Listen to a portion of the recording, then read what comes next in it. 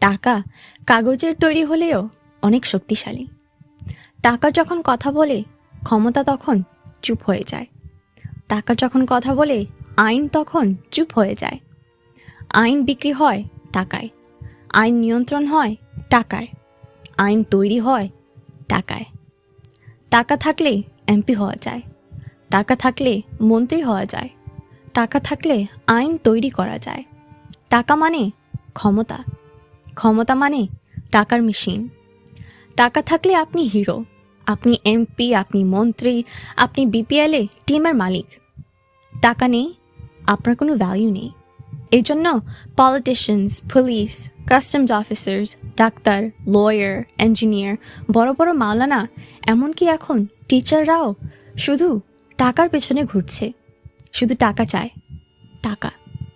কিভাবে, কেন, বৈধ, অবৈধ,